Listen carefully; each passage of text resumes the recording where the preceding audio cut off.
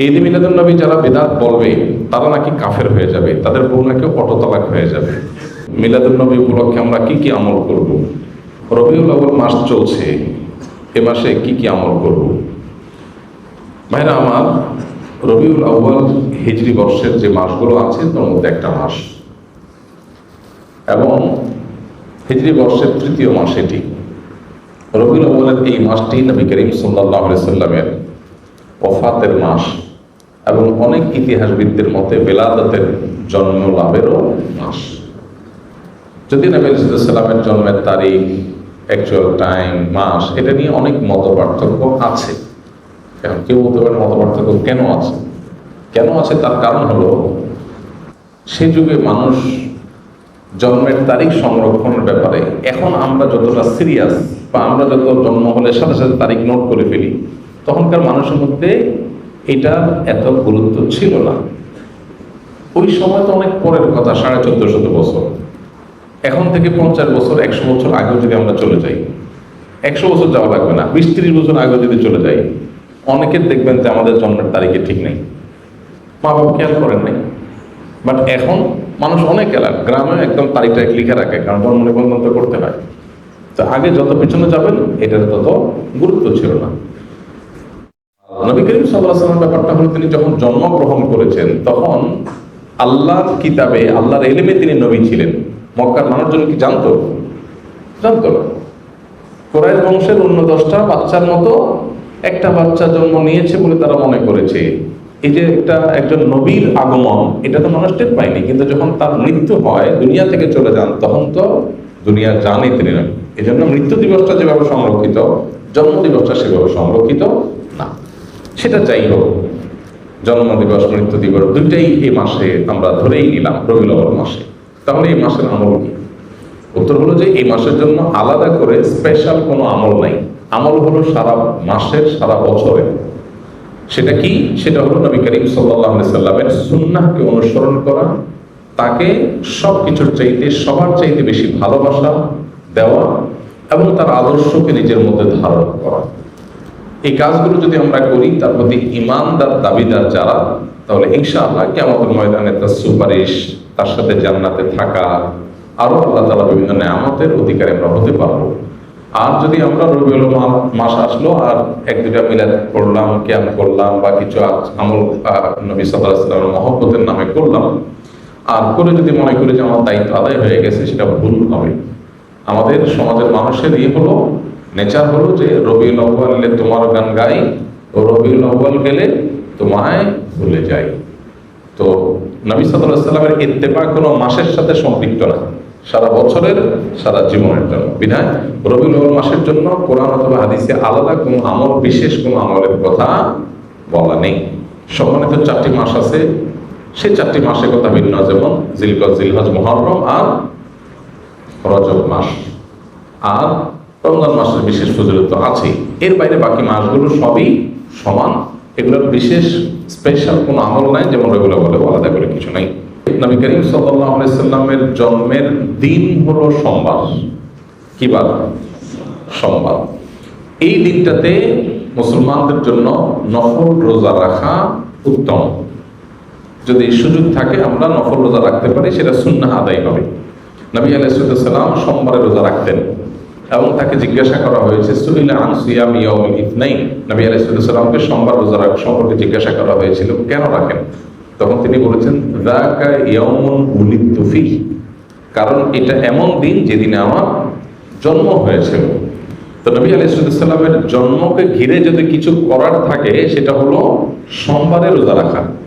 এর বাইরে জন্মের বার্ষিকী পালন, এই কালচারটা তখন ছিলই না নবী আলাইহিস সালাম বা সাহাবীদের মধ্যে।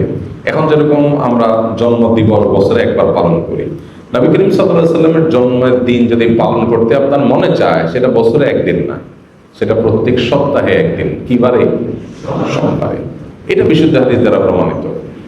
এর বাইরে যদি আপনি বলেন না আমি বার্ষিকী পালন করব, তাহলে এই জন্মের বার্ষিকী পালন করার এই কৃষ্টি, এই কালচার এসেছে প্রকৃতি পূজারীদের মধ্য থেকে। একসময় খ্রিস্টান ধর্মের মানুষেরাও এটার তীব্র সমালোচনা এবং বিরোধিতা করত, নিষিদ্ধ ছিল। পরবর্তী তাদের নবী ঈসা আলাইহিস সালামের জন্ম দিবস পালন করা শুরু করেছে। তারা যখন শুরু করেছে, এখন এক শ্রেণী মুসলমানরা মনে করা শুরু করলো যে তারা যখন তাদের নবীটা পালন করে, তাহলে আমরা কেন আমাদের নবীটা পালন করব?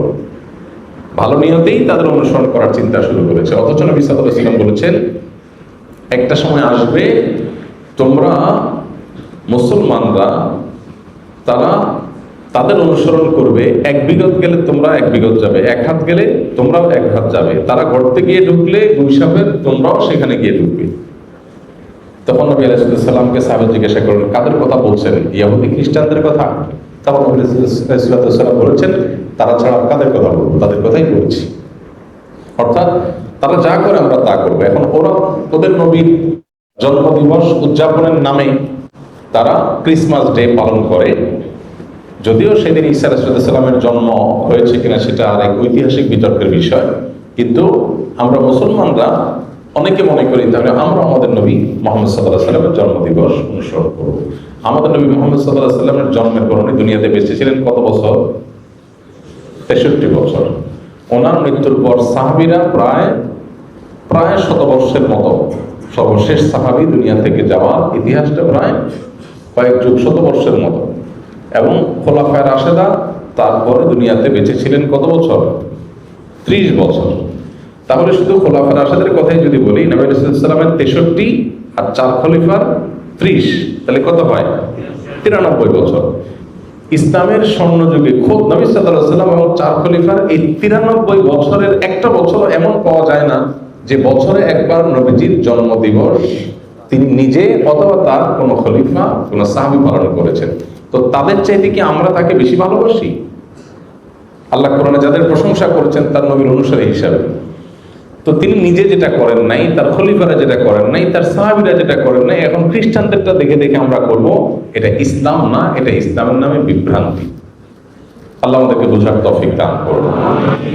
ঈদ মিলাদুন নবী যারা বিদআত বলবে তারা নাকি কাফের হয়ে যাবে, তাদের বউ নাকি অটোতালাক হয়ে যাবে। মূলত যারা এই টাইপের কথা বলেন ওনাদের মূল দাবিটা থাকে এরকম যে নবীর যদি কেউ দুশমন হয়, নবীর দুশমনী করে, নবী সাল্লাল্লাহু আলাইহি সাল্লামের প্রতি যদি কেউ গোস্তাখি করে, বেয়াদবি করে, অমনাকার কিছু করে, তাহলে তো ঈমান চলে যাবে, ঈমান গেলে তো ও তালাক হয়ে যাবে। এখন কথা হলো যে মিলাদুন নবী না করলে কি নবীর অবমাননা করা হয় বা নবীকে অসম্মান করা হয়, নবীর সাথে বেয়াদবি করা হয়, নাকি নবী আলাইহিস সালামের আনুগত্যকে অক্ষরে অক্ষরে মানতে গিয়ে করা হয় না? তো নবী করিম সাল্লাল্লাহু আলাইহি সাল্লামকে আনুগত্য করতে গিয়ে যদি সে এটা থেকে বেঁচে থাকে, কারণ আয়েশা রাদিয়াল্লাহু আনহা বলেছেন, মান আহাদাসা ফি আমরিনা মা লাইসা মিনহু ফাহুয়া রাদ, যে ব্যক্তি আমাদের দ্বীনের বিষয়ে কোনো কিছু নতুন সৃষ্টি করলো যেটা দ্বীনের অংশ না, সেটা বাতিল, সেটা বাদ দিয়ে রাখতে হবে। তো সেজন্য যদি কেউ জন্মদিবস পালনের কালচারকে যদি কেউ অ্যাভয়েড করে, যে নবীজি নিজেও করেন নাই, সাহাবীরাও করেন নাই, খোলাফায়ে রাশেদাও করেন নাই, সেটা আমি কেন করতে যাব, এই জায়গা থেকে কেউ যদি বিরত থাকে সে বরং সাচ্চা মুসলমান হওয়ার দলিল হবে। বাকি নবীর দুশমনী করলে তার জন্য এই কথা ঠিকই আছে, কিন্তু কেউ মিলাদ না পড়া মানে সে নবীর দুশমন, এটা তো বড় মুশকিল কথা। মিলাদুন নবী কেউ পালন করছেন নবী করিম সাল্লাল্লাহু আলাইহি ওয়াসাল্লামের মহব্বতে, আপনি করছেন, এখন বলতেছেন ভাই এইটা না করলে নবীর দুশমন, কেমন হয়ে গেল জিনিসটা? আপনি একটা ক্রাইটেরিয়া সেট করে ওইটা দিয়ে নবীর দুশমন সবাইকে মাফ করছেন, এটা সঠিক না। আল্লাহ আমাদের ভাইদেরকে বোঝার তৌফিক দান করুন।